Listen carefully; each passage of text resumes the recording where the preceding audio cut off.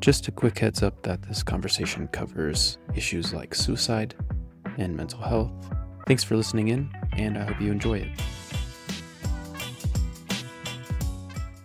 Hey y'all, welcome back to The Long Defeat. Today we have a really special guest. Many of you may know him as Levi the Poet. I just call him Levi the Friend. Actually, I just call him Levi. What's up, Levi? How you doing? What's up, man? I'm good. Thanks for having me. Yeah, dude, it's so good to see you. It has You been, too. I think, probably a couple of years since I've actually seen you face to face. Yeah, I think it would have Since you were been last come through here. the correspondence run probably in Denver in 24. That's Yeah, crazy. yeah, That it's going to that be is 2 years crazy. before we know it. Dude, I have this really hilarious memory that I hadn't thought about until just now. But remember when I sat down on the floor because I was old and tired, and everybody else started sitting, and everybody's like, "Is it okay to sit?" And I still am like, "Was that okay?" A So hundred I'm percent. so I was sorry. so Okay. delighted. No, I was delighted that you did. I honestly, my favorite. I've always felt awkward about being a guy who's just talking while everyone's standing there. It's a totally different thing when there's a band playing and people are supposed to be moving around, but I love it when there's chairs in a room and people are able to just relax. So it was great. If anything, it made it better for me. I was like, I I can be doing a whole performance while I'm thinking about other people's okayness in the room. So it was great. I just felt like everyone was really comfortable and you led them into it. So that's great. I don't know if I have shared this with I probably have shared this with you, but I've listened to your stuff since I was in high school. And maybe this is a good segue to introduce you to people who don't know you. Um, but what do you want people who have never heard of Levi the Poet and your poetry project? What do you want them to know about that? Well, I am Levi the Poet. No, I'm just kidding. I always did laugh about that though. Whenever I when I first named the project, I remember I was driving around with Brandy, who you've met before, and who I and I was just like 19 and had been doing some shows, and I was like, what should I name this? And she was like, just call it Levi the Poet. And I was like, okay, that's fine. It was a 4.5 minute long conversation that was like, okay, great. Since then I've always been like, I wish I would have been like Levi a Poet or just Levi, or well, I don't know what, but man, what do I want people to know about it? Um I don't know. I mean, I could just tell you a little bit about it. I don't know if it's, Please. I mean, I started performing. I always loved to write when I was a kid, and journaled all the time. I still have most of my journals saved. They're like the only thing that I keep carrying around with me, and was a huge fan of like narrative lyricism, and would kind of like take artists' lyrics who I loved and then try to write my version of their songs, and real Austin Kleon Steal Like an Artist vibes. And yeah, I remember going to a hardcore show when I was 17 maybe, and this poet named Bradley Hathaway was there, and he was performing with all these hardcore bands, and I was just mesmerized. Some friends of mine in the Albuquerque. I'm from Albuquerque, New Mexico, and some friends of mine in the scene there knew that I was really into it and were interested in whether or not I would want to do something like that at their shows. And so I did. And the first one was at a coffee shop down by the university. And it was me, a hardcore kid, basically being a hardcore frontman without a band at an indie show. It did not go over well, but there was one guy in the back who booked metal shows in town and was like, "Hey, why don't you come do that over here?" Um, so I started doing that, and eventually hopped in a van with a band that a friend of mine joined from St. Louis. They were called In the Midst of Lions, and they were a death metal band. And I just did what Bradley did. I would yell my poems at people in between set changes until I had an audience of my own, and was selling burnt Walmart CDs with skulls spray painted on them, and um, kind of just kept doing that for a really, really long time. It's been 17 years now that this project has been alive. It helps that I'm a one person project. So, you know, I guess it only goes away if I say it does. But yeah, I mean, it's been a beautiful, hard, cool, all over in every way thing. Um, but I'm still at it, I guess, and put out a bunch of records and a couple of books. I have a new one coming out. Fingers crossed, July. I just got the Yeah, email this morning from the printer saying that they were on their way, and amazing. it'll take probably another month or so for them to actually get to my door. But I haven't been touring. I mean, I toured like really heavily for. I mean, yeah, you know, I toured heavy for a long time in the last 5 years since COVID, partially because of that, just upending things for a lot of touring artists, but also because of other things that have changed in my life since then. I haven't been quite as full time on the road, but I'm hoping to be able to do some fun stuff with this book, and um, in the process of thinking through all of that right now. So, yeah, that's the briefest history that I could give, I suppose. Yeah, that's amazing. Yeah. I think honestly, I'm trying to remember how I found your project, and I did listen to like I listened to Herod's Demise by In the Midst of Lions Yeah. Yeah. so much in like in high school. Um and that may either that or some other like spoken word poetry in the same sort of in the same world in like the um well, I still remember his name, Nick Vitayero. He had like Oh poem yeah, that I I used remember to listen Nick. to. Yeah. Okay, that's Yeah, I listened crazy, to man. his I haven't stuff. heard his name in a long time. That's cool. I didn't. Yeah. I had no idea that you knew of his work. Yeah. Well, I really only knew, yeah, I knew of like one or two of his poems. And I think that might have been how I like found your stuff or with In the Midst of Lions or um, also Gage's stuff with To Speak of Wolves. Yeah, yeah. Gage, we did stuff with. Did a feature with Sleeping Giant on one of their albums. So Yeah. all of the hardcore scene stuff and the especially like face down tooth and nail like solid state worlds. You know.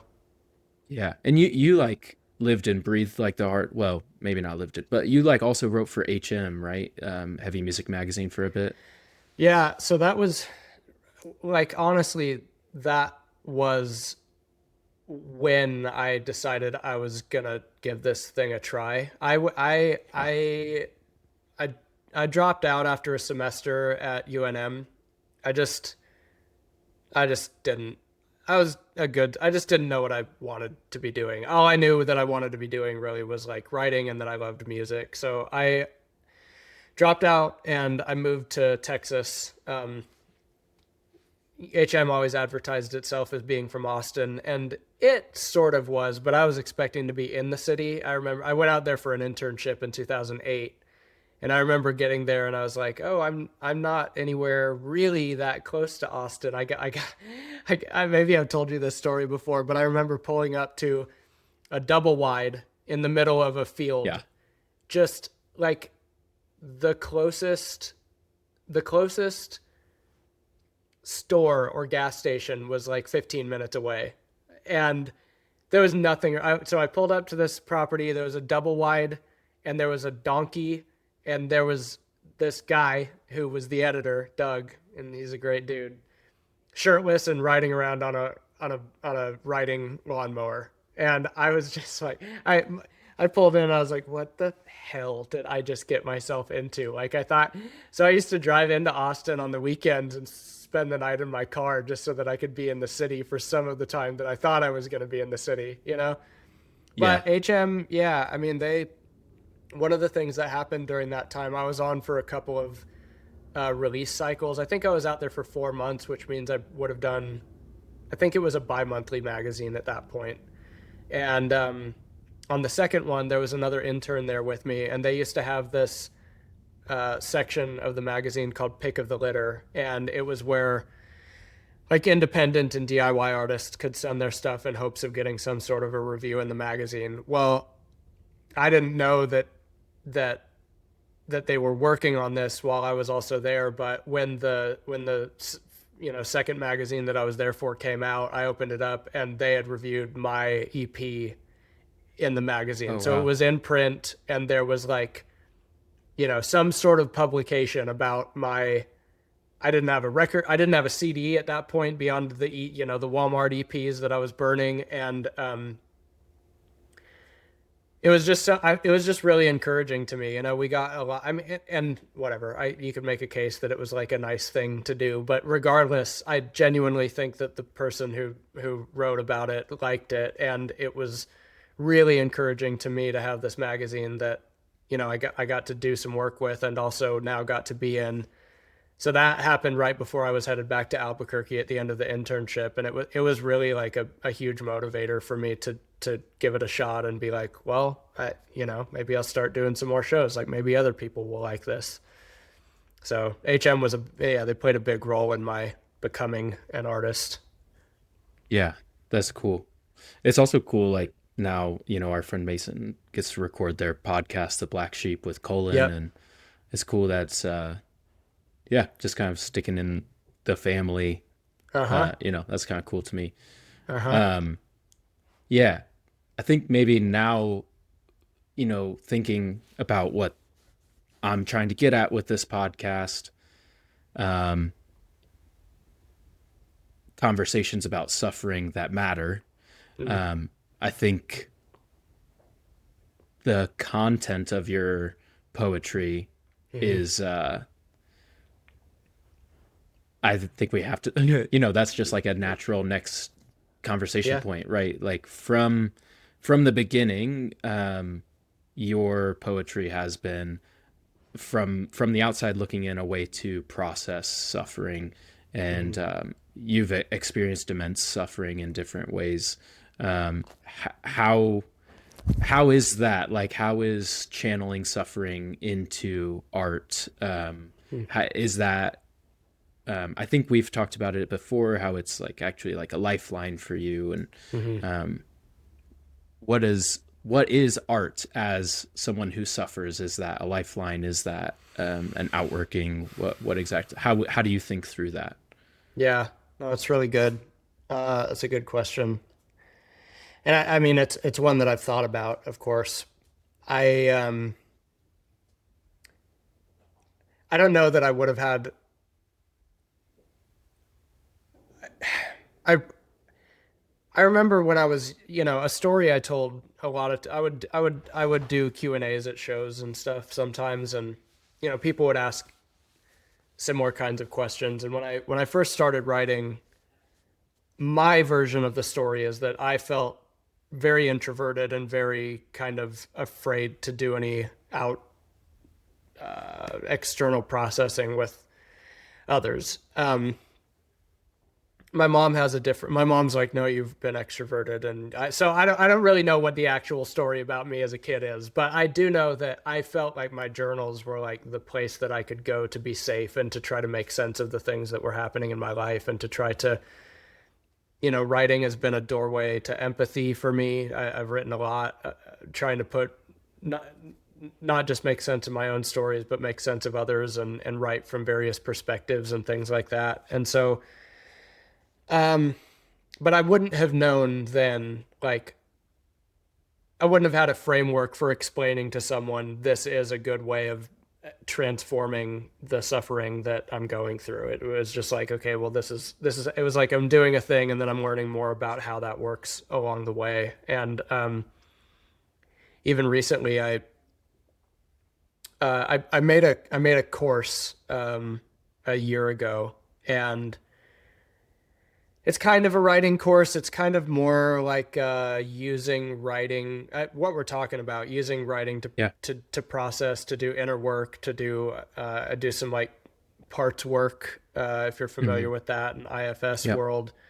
Um, and I remember while I was working on that, a good friend of mine here in Nashville sent me a Huberman podcast about a writing protocol for trauma processing.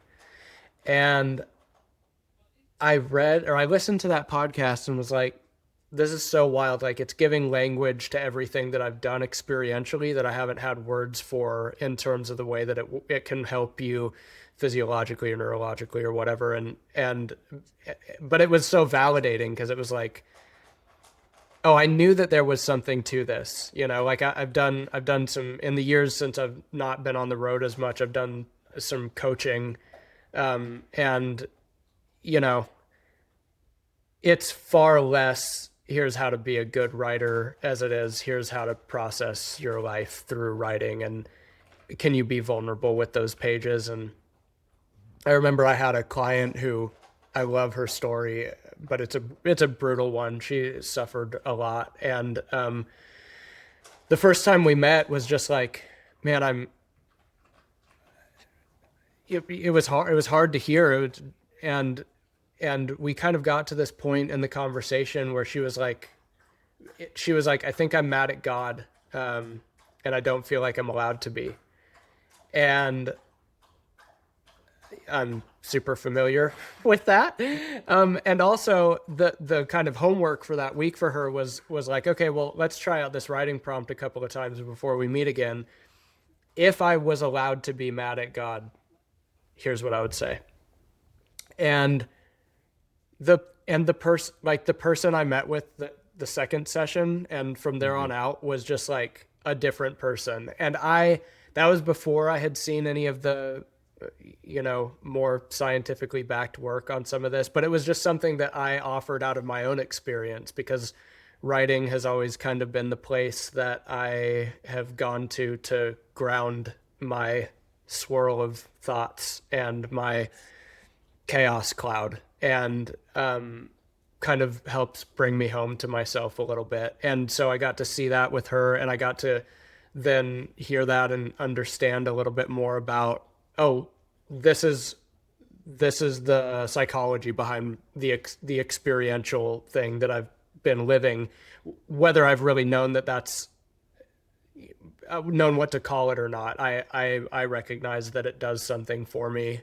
So yeah, I think I've always written really autobiographically. I have always written through my yes, suffering, my questions, my doubts, my just trying to make sense of things, in the way that I know how to, or have tried to know how to, which has been creatively, and it's been life-saving for me. Truly, it's been life-saving for me to try to. I'm I always forget how to say it. I think it's kintsugi. It's the like Japanese pot making, and like Yeah. if a pot shatters, and then they like kind of gold seam it all back together, Yeah. and it becomes this beautiful new rendition of something. I think that the writing is kind of like that. It's like, how do I find all of these lost puzzle pieces that are all over the ground and try to turn it into the image that it Yeah. actually is? And Yeah. I love that. yeah, yeah. So I mean, I'm happy to get in. I don't really feel like there's anything off limits for what that's worth for you in this conversation, but I'm happy to get Sure. into any of that stuff. But I've written through a lot over the years. Yes, you have. Yeah. Yeah. I was actually just talking to someone last night about, I didn't realize that you had gone on the Rise and Fall of Mars Hill podcast. Yeah. Yep. Um, I had intended to listen to that last night, but I couldn't. I remember when it was coming out, and I remember listening to the first episode, and I was like, "This is too close. I can't listen to this right now." And so I Understandable. just never did. So I wanted to listen to it, but then I was like, "Which one am I trying to find?" And is it anyway? Yeah, I Yeah, don't even know. It used to be the last one. Like, it was the last episode of the initial podcast release, got but it. since then I know that Cosper's gone back in and done different interviews and talked about different things, and like kind of kept them all in the same like release stream. So I don't know where it's at in the lineup of things as they stand now. Yeah. Yeah. Um, I think, I think what I'm curious about is not just how writing helps you make sense of your own suffering, but and I'm certainly curious about that. I'll have more questions about that for sure. But how uh, how has it helped you make sense of the suffering you are witness to, Hmm. and the suffering you're close to? Um, how I'll let you run with that. Yeah, go wherever you want with that. Well, I do think that there is.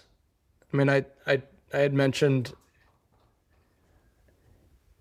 I think creativity, whether I'm consuming it or creating it, has helped me in terms of the level of empathy that Hmm. I'm hoping to embody for others. So I'm thinking about especially, there was a piece that I wrote on a second album called Kaleidoscope that was about this woman who had been abused throughout her life, but also was like, um, and just like stuck in a system of perpetual abuse that like was now making her money and these different things. It was I believe original. It wasn't a commission for someone, but it was kind of like these ideas came together in relation to um, an organization that was working with like sexual abuse and traffic victims, and also like I've done some work in various places with organizations that are helping people um, get out of get out of porn industries or get out of strip club world, and just like so there were different things going on specific to that at the time, where I was like, I wonder what it would be like to write from this, to try to write something from this perspective. And I, even as I'm saying it out loud, I'm like, I'm in no way do I think that that attempting to put myself in someone's shoes and talking about it is the same thing as being in that person's shoes and understanding. But throughout the years, there have been a lot of times where, even in the fiction album that came out Yep. in 2014, it was like, well, here's some characters. What would they be like? Like and those, it's coming from me. They're obviously extensions of me, but I'm also like creating a person with different difficulties and different suffering and different relational understanding, and so it's like helped me try to look at the world through different eyes, Hmm. um, and certainly receiving or consuming or partaking in other people's art does the same thing. I mean, growing up, my favorite band, and probably I would still put them at the top of the list, is Bright Eyes. Like I love Conor Oberst's lyrics, and I just remember listening, end of high school, being introduced to his work and thinking, oh my God, he's got language for something that I haven't had language for yet.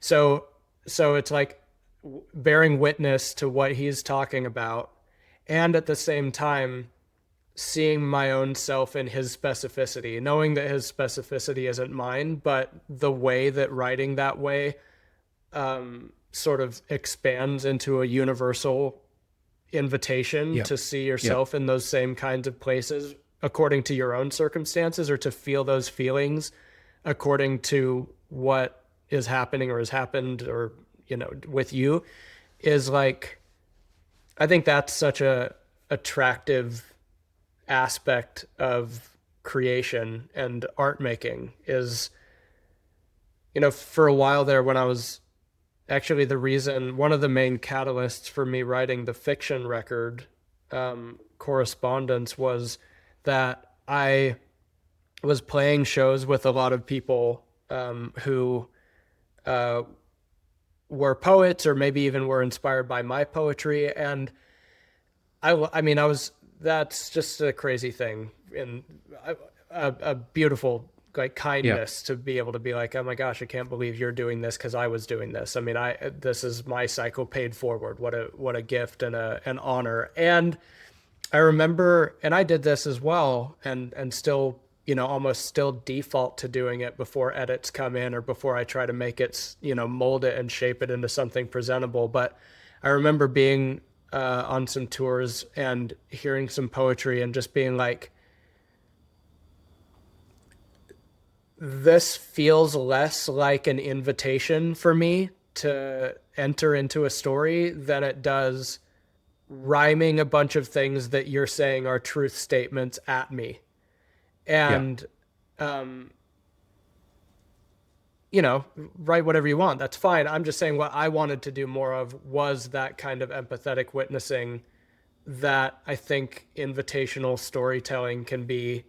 And it functions, I think, at a different register. Maybe you could talk about it at a different consciousness, almost like where it flies beneath all of those sort of more objective statements that people are Hmm. supposed to Yeah. take in as knowledge and actually feel them and emote with another person. And that's like the realm of mystery and empathy and relationality. And that's what I love and long for. And it's what I miss when I can't touch it. And I've gone through years long seasons of not being able to touch it. And so, even back to your original question about,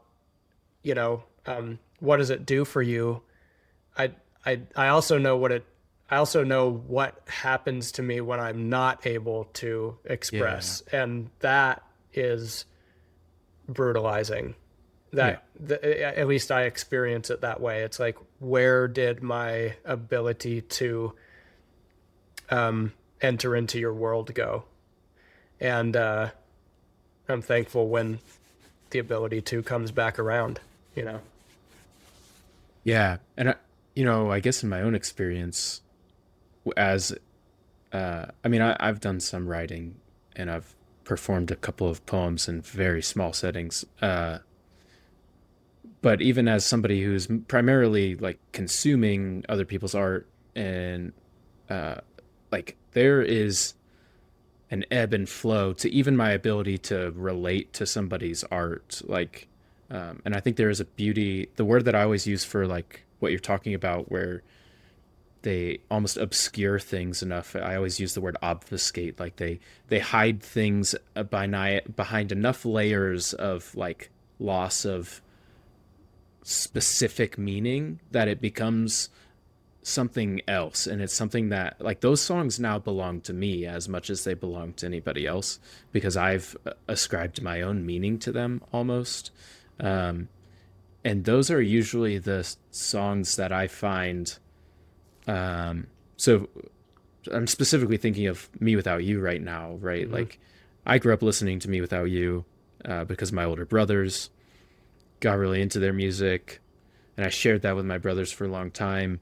And then that sort of kind of, uh, had the flow, um, and then I didn't listen for years at a time, and then it came back, and I'm listening to the same songs that mean exactly the same thing to the people, like on paper, but now they have new meaning to me.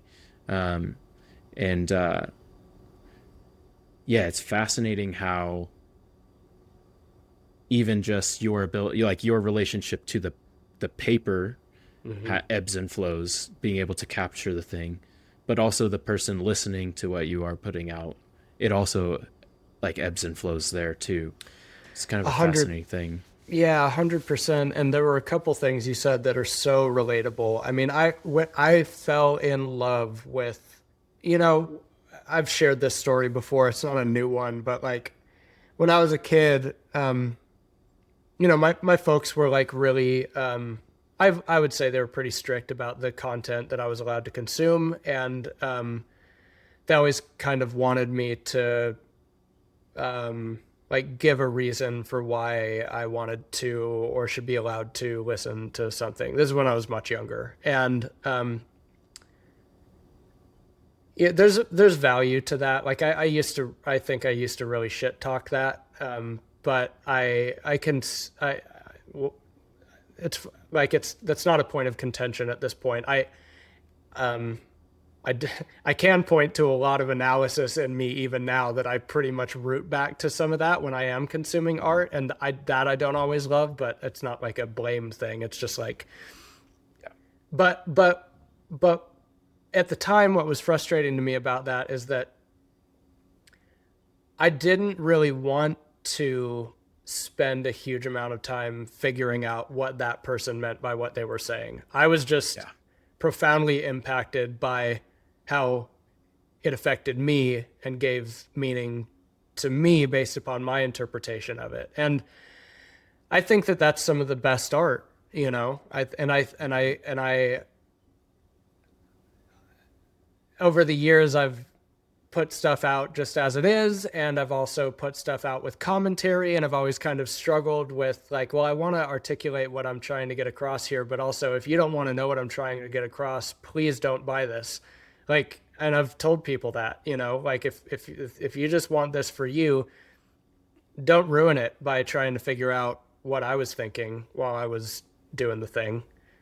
And but it is interesting. I remember, I mean, a Me Without You example is like, I remember when the It's All Crazy, It's All False, It's All a Dream, It's All Right came out.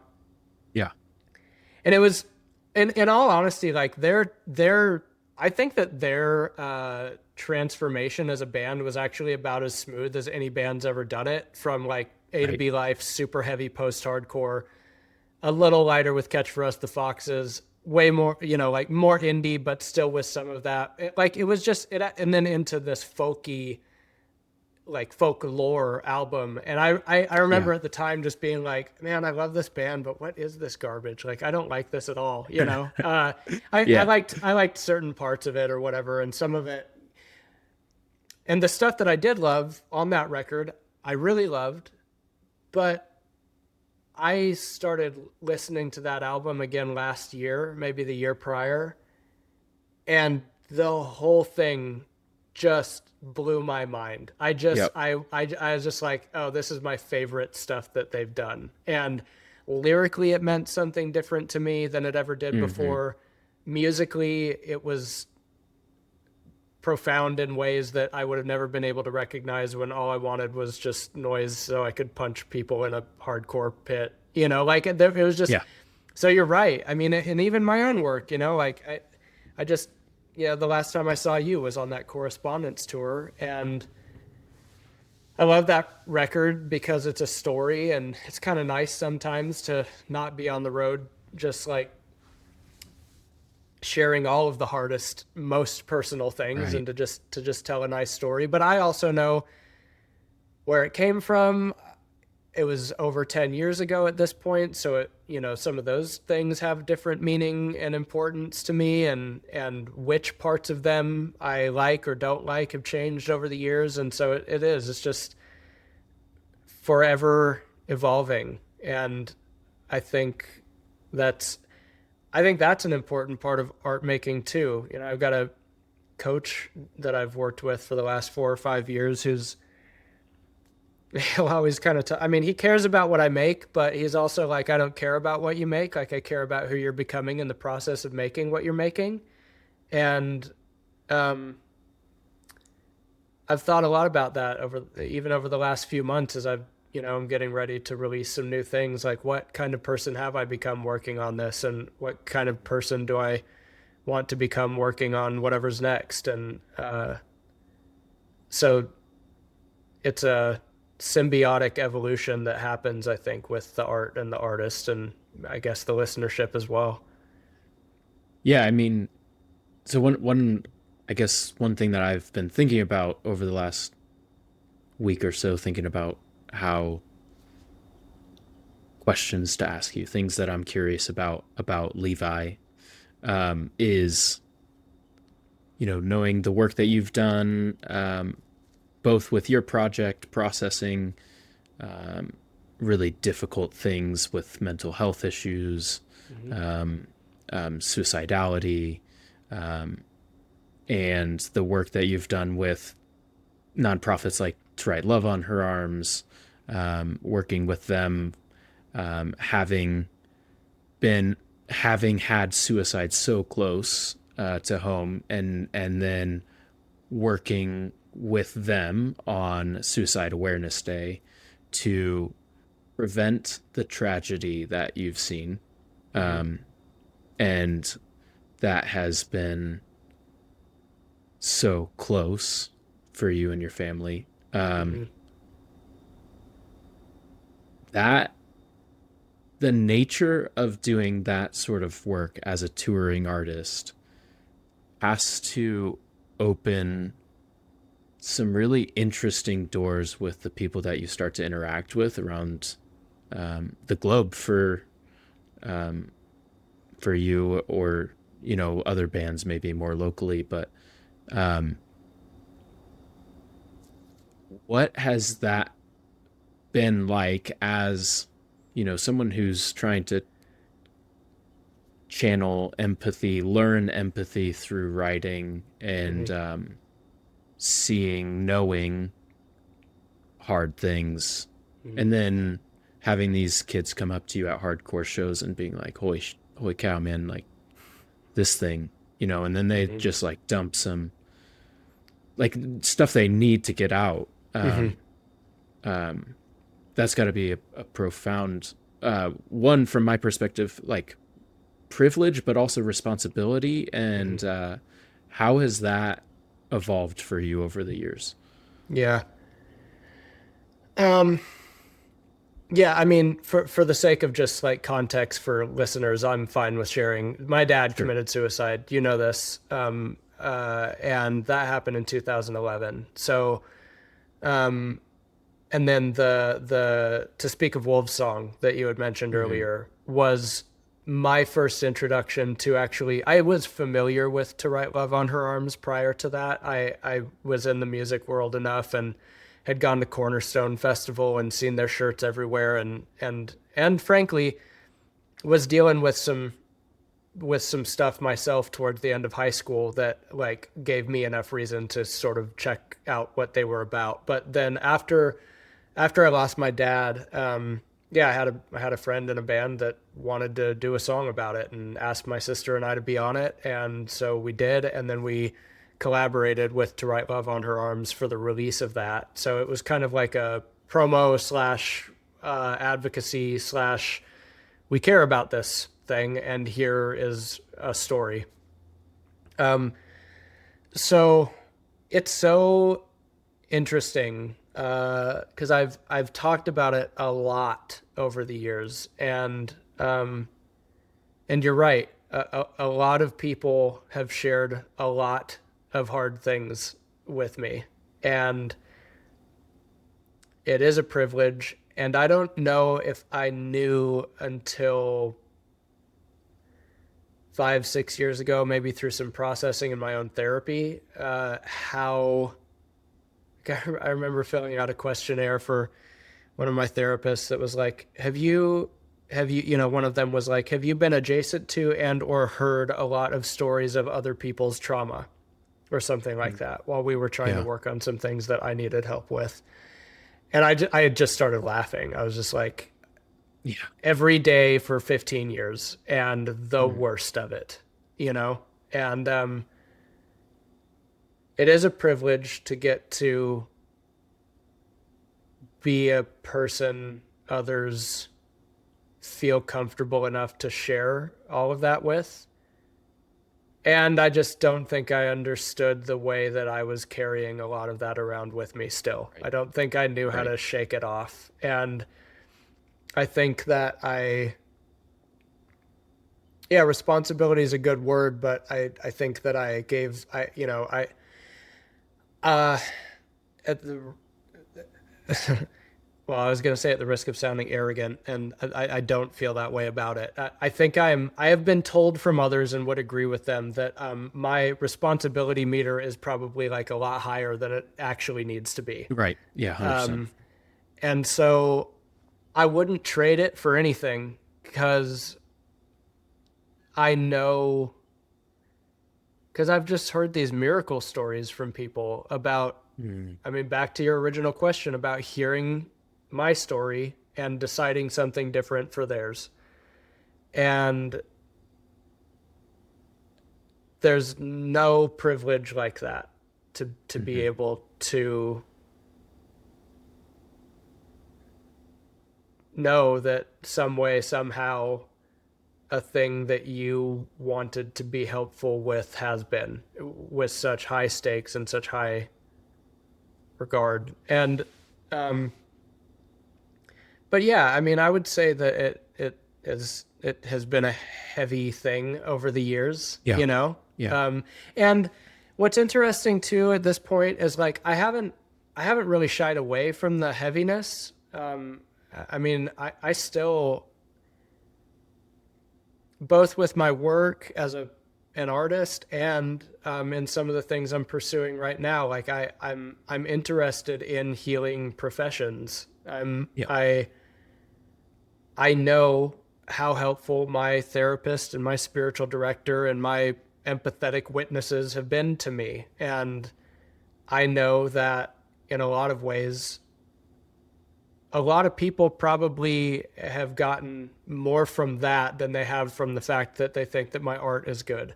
And that's fine with me. You know, like I'm not saying that I think that my art is bad. I'm just saying there's like a permission, I think, that is given to others when they see other people risk vulnerability. And um, I try to be that. I try to be that. I've certainly received that from others who have done a similar kind of thing for me.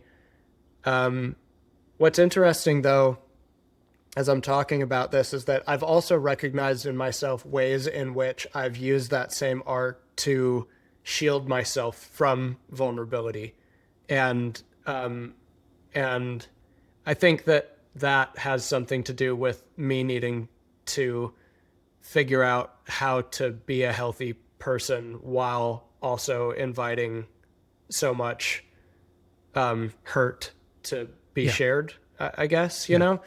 know. So I'm like working through a lot of that stuff still. I would say in terms of how do I show up well here in a way that doesn't ultimately lead to my own detriment in such a way that I can't keep showing up here because I want to be able Right. to do that.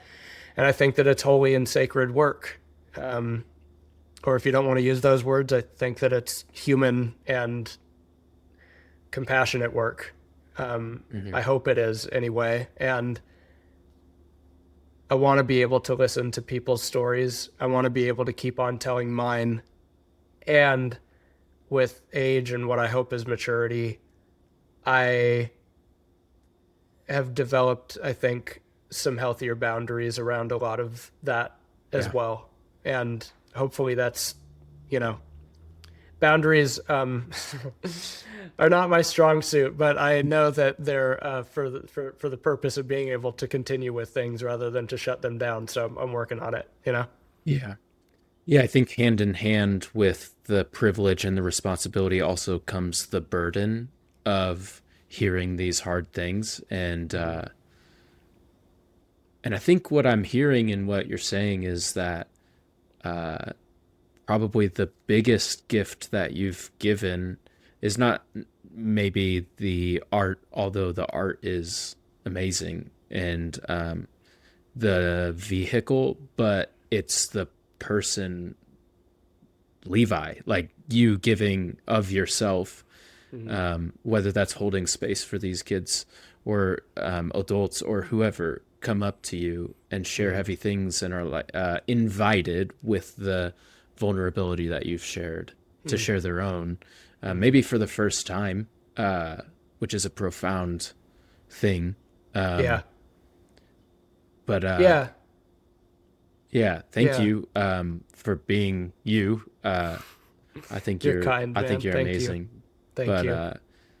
I would like to hear maybe a little more. You kind of teased it a little bit here, and because I know you personally, I know a little bit more about it. But how is this evolving now? So you kind of brought it up here, where over the years, over the 17 years of the Levi the Poet project, you've done this work already where Mm-hmm. you're helping to bear the burden of others and you're in a caring profession, whether you signed up for it or not. Um, and now it's kind of evolving where you're seeing yourself moving that direction. Mm-hmm. One, what is that direction for folks Mm-hmm. who are listening? And then what has that like? How have you thought through it, and how did you land where you're at with it? Yeah. So lately, a couple of things. I mean, when I started doing these things like 4 or 5 I mean, a lot of different parts. So I some of that happened, some of that like community gathering or like community developing happened just through like I mean, back and forth interaction with people who listen to my stuff, whether that was socials or whether that was shows or whatever. Eventually, I created basically my version of Substack before Substack was Substack. I mean, it was almost exactly that. But in addition to that, I had like a Discord community, and so there would be people in there, and that I would, I had a bunch of conversation channels, and because I've done so much work and advocacy in the mental health space, there was a lot of conversation around that. There were a lot of places just where I wanted people to be able to feel safe enough to show up and meet others who were it's kind of it was always kind of difficult for me because in some ways that all revolved around me and I never felt particularly comfortable with that. Like I was like, okay, well, I guess I'm the brand person and people are here because I've done something, but how can we democratize this a little bit to where everybody's here and they're able to interact and feel like they're in a safe space? And um, I there were parts that I loved and hated about essentially becoming a community facilitator because things are actually messier than that in human life and whatever. But there was an aspect of that that felt like care. And then when I stopped touring quite as much, really, I stopped. There was a time in right at the end of 2018 where my then wife and I decided that I was gonna stop touring. I was burnt out and we needed a break, and so we took 2019 off. Um, Thought we were gonna go back to it in 2020. Then COVID happened. Then a bunch of other things happened. So like a lot changed over those few years, but I started offering these things called coffee dates, and it was just their way saying, "Hey, could I take you out? Like, could we go get coffee and ask you some questions?"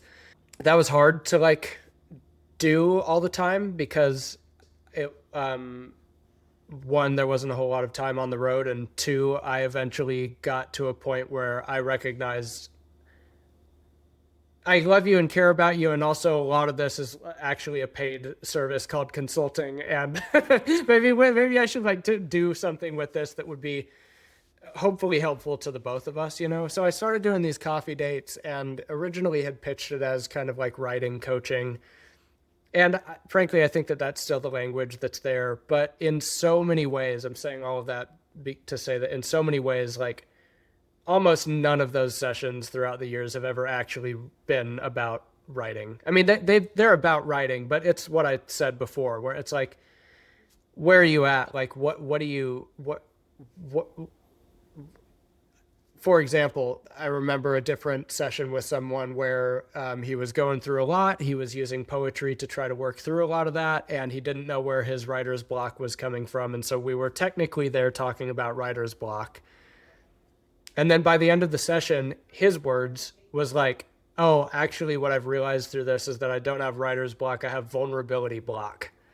That, and I was like, "Oh, that's a profound thing that you just said out loud to yourself. Did you hear that?" You know? And so then we got to work on that. So it's always been like, how are we working with the stuff that's actually going on in our lives? And so I started to recognize that that was more soul care probably than it was business. I never pitched it as business coaching, but sometimes that's how people would show up wondering if I was going to help them figure out how to post more frequently on social media. I'm like, I'm gonna, don't ask me that question. I want to die, but so a combination of like recognizing some things happening in my own work and conversation with clients and my own experience as a client of either a therapist or a spiritual director um, who just listened well and let me rant Yeah. and go and get out all the stuff I needed to say in a non-judgmental container, and how beneficial that's been to me over the years since I started doing any sort of interior work. And so, you know, full, coming up to the present, one of the things that I've invested in over the course of this last year is a spiritual direction certification. And so I've been in a program called the Healing Collective. It's a 2-year program. We just finished our first year. It's a small cohort of students. I'm one of them who are, yeah, basically getting certified in a listening profession, which is, there's a lot I could say about that. I'm happy to talk more about it, but um, I have been very helped by my own work in that way.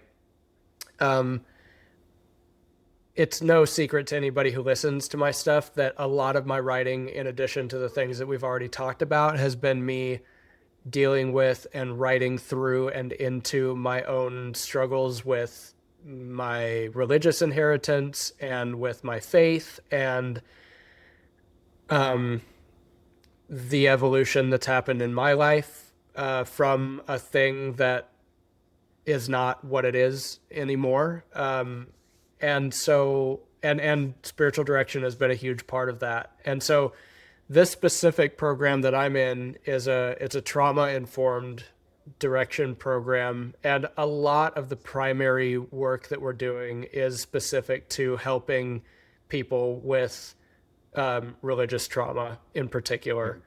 And so it's been um, hard for me in a lot of Yeah. ways because I have experienced a lot of harm. And it's been absolutely beautiful for me in a lot of ways because even though I have to be constantly doing my own sort of inner compassing while I'm working with people who I've started to meet with, it's I'm just always, I don't know. I mean, grateful is one of the words. I'm astounded by the conversations that people are willing to have with a person that they feel safe with, and what can unfold for them in those conversations is it's beautiful is a good word for it. It's moving. It's permission giving, back to that word. I think that one of the greatest aspects of my own work in that space has been like a lot of and I mean this even goes back to the creative stuff too, and copying lyrics, early on, or borrowing ideas. It's like a lot of times we need to borrow permission before we can give it to ourselves, and that can be a really long, arduous, painful, crucifying process. And so it's been interesting to be here still because I've gone I've abandoned things, I've come back around to things, I've thought things were gone for forever that are right in front of me again. Hopefully, slowly I'm learning how to hold all of that with enough space for them to just float there and be there, and I can welcome them when they come. But yeah, getting to bear witness to other people's lives is amazing. And it informs my own. I think I learn as much from them as they're ever going to learn from me. And I think it informs my art as well. I haven't stopped creating things, Yeah. but it is different. I'm not living on the road full time anymore. And so um, I've just kind of tried to, I think when I began to recognize that some of what I was already doing was pretty akin to a thing that I could treat with more intentionality and get some real helpful education around, both for the sake of continuing to do what I have been doing and for the sake of my own brokenness and or my own woundedness. Um, it's just been, yeah, it's been a surprising journey, and um, you know, not always the easiest one because all that stuff still comes up in me all the time. We've talked about some of that on the side a lot of times, and so I don't know, man. Half the time I'm like, I don't know what the hell I'm doing. I've got my hands in the air, and this is where I find myself. Am I all right with that? And am I going to keep on intentionally moving towards it or not? And I kind of feel like I'm at a place where I don't think either choice would be right or wrong. I don't think I need to break them up into those binaries, but it is what I'm doing right now, and I'm interested to see how it continues to inform the art that I do make. Like even today, Yeah. I'm in the middle Yeah. of trying to develop a show if I can. No, let's say I can. Okay, here let's go with that. I'm in the middle of trying to develop some live performance stuff around this book release, and the book is poetry and short essays, but kind of void of the context that gave birth to them, and so I'm interested in developing something that can be a performance in one scenario and maybe something more invitational, group led, contemplative. Let's sit with some of this stuff in another way, and utilizing some of what I'm learning in this program to try to help me do it. So, jury's out as to what the final product is going to be, but I do know that um, it's all it's one ocean. Yeah, I find it um, pretty beautiful to see how the suffering that you have been witness to, experienced yourself, has given birth to this art that then has given you this experience that then equips you to do the work that you're now trying to do. Mm. And to see this evolution of Levi from like 19-year-old kid who eats cigarettes and screams poetry at people. I forgot Uh, about that. I haven't thought about that in such a long time. uh, Yeah. I had a real bad stomach ache that night. Yeah, yeah. and now spiritual director, helping bear the burdens of others. Like I like Levi the Poet set you up to do that and do it Mhm. well, and hopefully now more sustainably. We'll find out. My whole life has been cobbling everything together and hoping it works, man. I think eventually that's what we're all doing. I think it matters, and I think what you do and have done and have spent your life doing matters. So in the moments when you're like, man, what this 17 years of this shit and none of it mattered, like don't believe that for a Yeah. second. From me through computer screen, uh, but also next time I see you, I'm gonna give you a big hug, and it's also gonna matter then. So Yeah, yeah, thanks. I have yeah, a man. I have a folder that's just called why. Like Mm, why with the question, why. More of like uh, less why with a question mark and more why with a period. And I love that. I just like, yeah, I mean, I've collected stuff in there for a really long time, emails or texts or, just to, because definitely you go through seasons where you're just like, what the hell is the point of any of this? And then some person's got a story for you and you were a part of it somehow, and you're like, oh, well, that's why. That's why it's worth it, So Yeah. yeah, but it's good to be able to remind yourself, and it's good to be able to have some of those things to remember as well, when it's not feeling worth the whys. Dude, thank you so much. You're amazing. Yeah. Uh, Oh man, Thanks thank for you. jumping on. Yeah, Yeah. dude. It's my honor. Anything, anything, anytime, Marshall.